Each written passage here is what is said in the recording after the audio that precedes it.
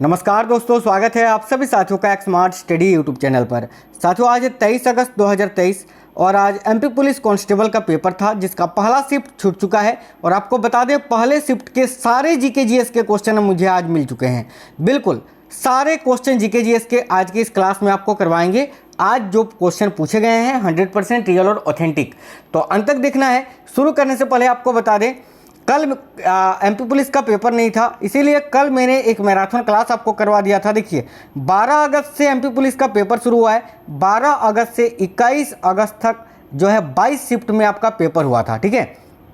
और इन 22 शिफ्टों में जो क्वेश्चंस पूछे गए हैं उन सारे क्वेश्चन आंसर को मैंने एक ही क्लास में एक ही वीडियो में करवा दिया था। उस वीडियो को आप लोग जल्दी से जाकर देख लीजिए, जिनका पेपर अभी आने वाले दिनों में है। हालांकि मैं उस क्लास का लिंक इस वीडियो के डिस्क्रिप्शन में भी दे रहा हूँ, वहाँ से भी जाकर आप लोग देख सकते हैं। चलिए तो देखते हैं आज कौन कौन से क्वेश्चंस पूछे गए हैं आज के पहले शिफ्ट में। तो एक तो क्वेश्चन आपसे ये पूछा गया था कि मेजर ध्यानचंद पुरस्कार से पहले खेल का सर्वश्रेष्ठ पुरस्कार कौन सा था। तो देखिए इसका राइट आंसर हो जाता अर्जुन पुरस्कार, ठीक है। अर्जुन पुरस्कार करेक्ट आंसर हो जाता। आगे आपसे पूछा था किसने कहा था कि भारत की आज़ादी के बाद कांग्रेस को खत्म कर देना चाहिए। तो देखिए इस कथन को कहा था महात्मा गांधी जी ने, ठीक है। आगे देखते हैं। देखिए आपसे पूछा था सिंगरौली किसके लिए प्रसिद्ध है। तो साथियों सिंगरौली जो है ये कोयला उत्पादन के लिए प्रसिद्ध है। और देखिए यहाँ पर कोयले की सबसे मोटी पटल पाई जाती है। और ये कहाँ स्थित है अगर पूछा था तो मध्य प्रदेश में स्थित है। मध्य प्रदेश की ये ऊर्जा राजधानी भी है सिंगरौली, याद रखिएगा। आगे आपसे पूछा था चेचक के टीके की खोज किसने की थी।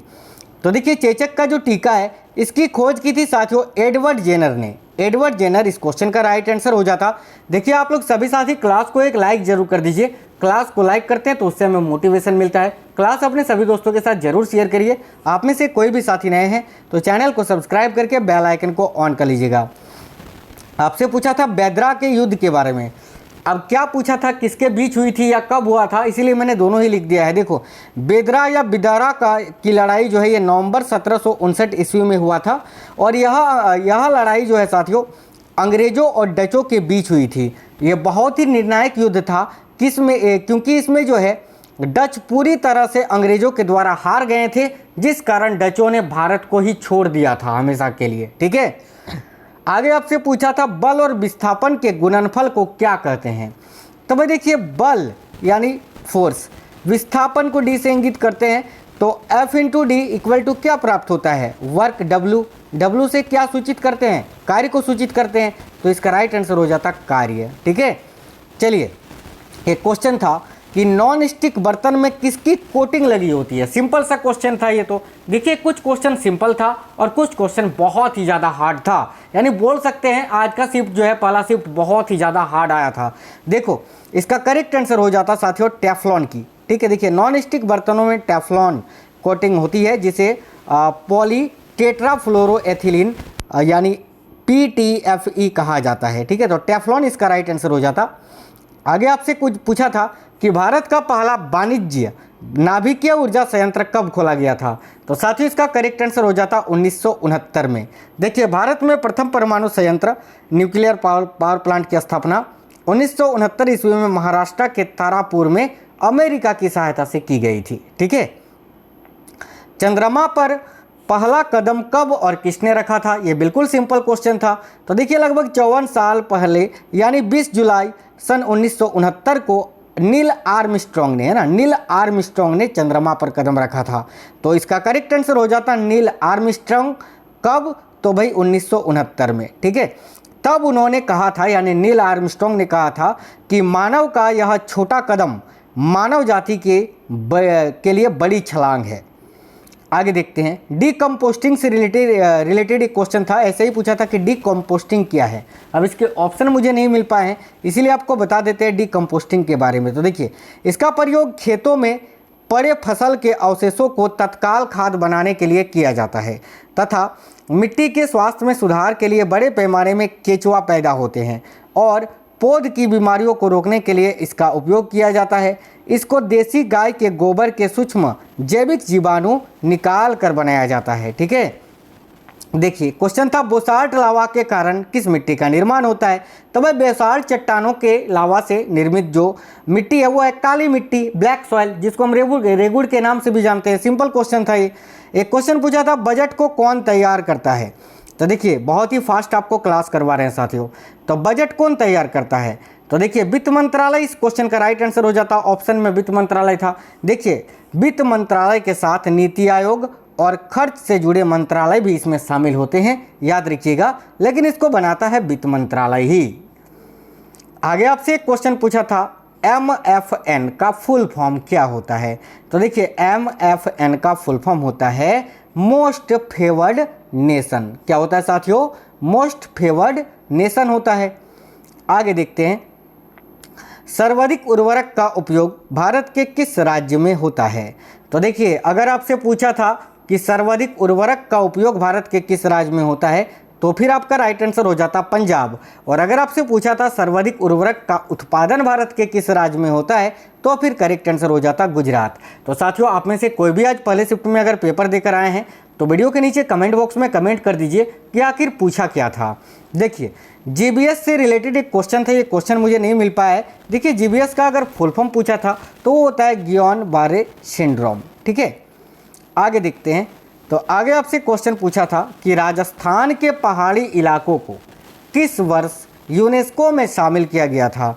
तो देखिए राजस्थान के जो पहाड़ी इलाके हैं इनको साथियों 2013 में यूनेस्को की विश्व धरोहर सूची में राजस्थान के 6 पहाड़ी किलों को शामिल किया गया था। देखिए आपको बता देते हैं, साल 2010 में जयपुर के जंतर मंतर को विश्व धरोहर की सूची में शामिल किया गया था यूनेस्को के। उसके बाद 2013 में यूनेस्को की विश्व धरोहर सूची में राजस्थान के 6 पहाड़ी किलों को शामिल किया गया था। तो इसका करेक्ट आंसर हो जाता 2013 में। ठीक है, 2013।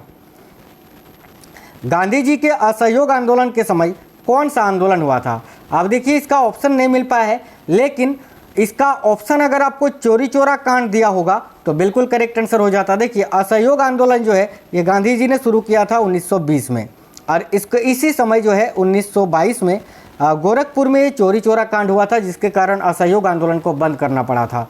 तो असहयोग आंदोलन के समय जो सबसे बड़ा आंदोलन एक कांड हुआ था वो था यही चोरी चोरा कांड। एक क्वेश्चन था इंग्लैंड की महारानी के द्वारा नाइटहुड की उपाधि किसे प्रदान किया गया था। तो देखिए इंग्लैंड की जो महारानी थी उनके द्वारा नाइटहुड की उपाधि किस भारतीय को प्रदान किया गया था। तो जे ईरानी को 1997 में इंग्लैंड की महारानी विक्टोरिया के द्वारा जो है ये नाइटहुड की उपाधि इनको दिया गया था। जे ईरानी इस क्वेश्चन का राइट आंसर हो जाता। एक क्वेश्चन मांस का जीवन चक्र कितने दिन का होता है, शायद इस टाइप का कोई क्वेश्चन था। अगर ये क्वेश्चन था तो आप लोग कमेंट बॉक्स में कमेंट करिए, इस क्वेश्चन पे मुझे डाउट है। और अगर ये क्वेश्चन पूछा था तो आप लोग कमेंट कर देना, मैं उसका आंसर जो है आपको रिप्लाई कर दूंगा। एक क्वेश्चन पूछा था कि जब भूपट्टी हिलती है तो उसे क्या कहते हैं।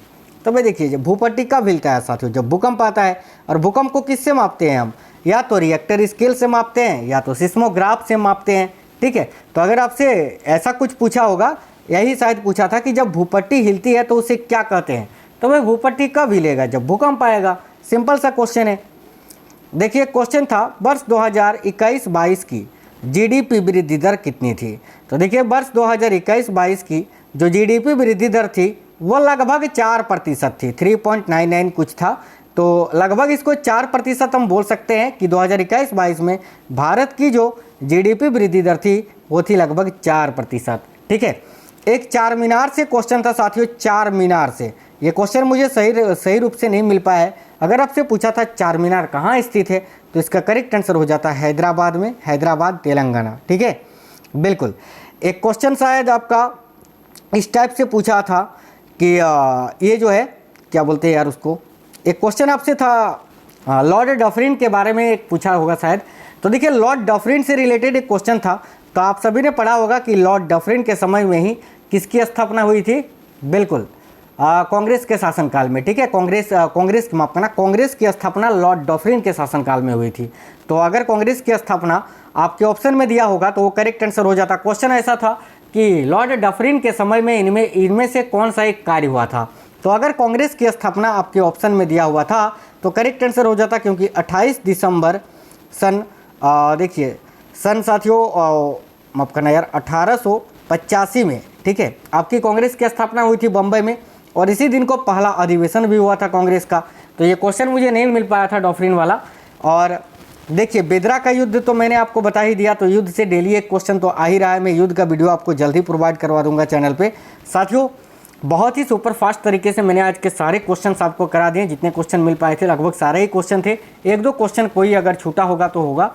एक देखिए एक नृत्य से क्वेश्चन था मिजोरम का, मिजोरम राज्य का कोई एक नृत्य था, 4 नृत्य दिया हुआ था जो कि मिलाव करना था, उस टाइप का एक दिया हुआ था आपको नृत्य से। केवल एक ही क्वेश्चन आया था आज। नदी पहाड़ से कोई भी क्वेश्चन आज तो खास करके देखने को नहीं मिला है, ठीक है। तो साथियों आज की इस क्लास को हम लोग यहीं पर एंड करते हैं। आप लोग सभी साथी क्लास को लाइक और अपने सभी दोस्तों के साथ ज़रूर शेयर कर दीजिए। और हाँ, जो मैंने बताया साथियों कि 12 अगस्त से 21 अगस्त तक जो 22 शिफ्टों में पेपर हुआ था, उसका मैंने एक वीडियो प्रोवाइड करवाया है आपको, एक ही क्लास में सारे क्वेश्चन आंसर। तो उस क्लास को जाइए और सभी साथी देख लीजिए। चलिए फिर मिलते हैं आपसे नेक्स्ट क्लास में। क्लास को लाइक और शेयर जरूर कर दीजिएगा। तब तक के लिए जय हिंद साथियों, वंदे मातरम।